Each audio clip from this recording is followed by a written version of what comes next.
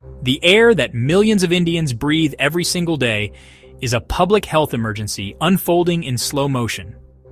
This is not a problem confined to a few megacities or a specific season. It is a pervasive year-round crisis that grips vast swaths of our nation, from the bustling streets of Mumbai to the quiet villages of the Gangetic Plains. The gray haze that blankets our skylines is a visible symptom of a deep-seated malaise, a toxic cocktail of pollutants that we inhale with every breath. This is not merely an environmental issue to be debated in academic circles. It is a fundamental challenge to our right to life, a silent killer that is shortening lifespans and crippling our future generations before they even have a chance to grow. Understanding this crisis requires us to look beyond the simplistic narratives. The issue is complex, deeply interwoven with our patterns of economic development, our energy consumption, our agricultural practices, and our daily household choices. A thick, acrid smog does not appear out of nowhere. It is the cumulative result. The single biggest contributor to the toxic air in our urban centers is vehicular pollution. It's a direct consequence of our car-centric development model.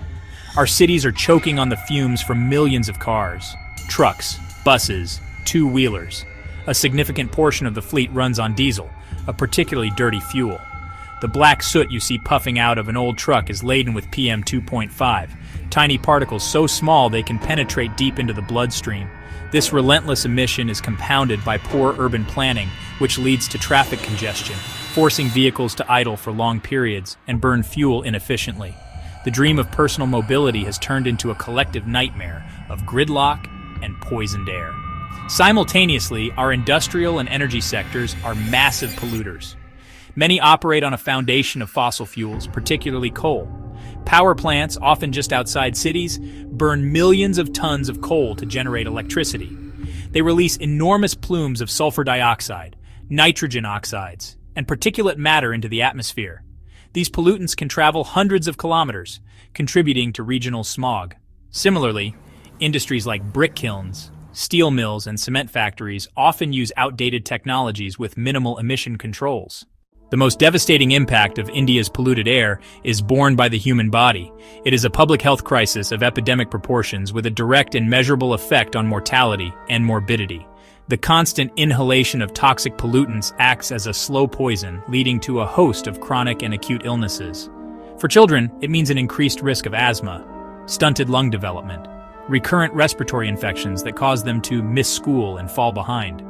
For adults, it translates into a higher incidence of heart attacks, strokes, chronic obstructive pulmonary disease, COPD, lung cancer.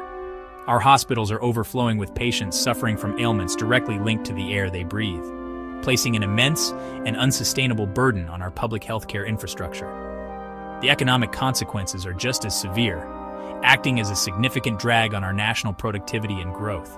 When people are sick, they cannot work. Air pollution leads to millions of lost workdays annually, reducing output across all sectors. Businesses suffer when their employees are frequently ill. Entire cities can grind to a halt during severe smog episodes. The government must lead the charge with a clear, multi-sectoral strategy that is enforced with unwavering political will. This begins with aggressive regulations on our biggest polluters.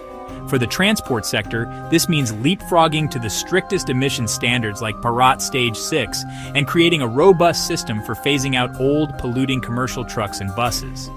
Massive public investment is required in affordable, reliable, comfortable public transport. Metro rails, electric buses.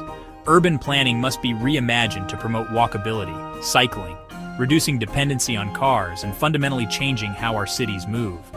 For industry and power, polluter pays must be enforced without compromise. Mandate installation of FGD systems in all coal-fired power plants. Ensure they run 24/7 and publish real-time emissions data for transparency.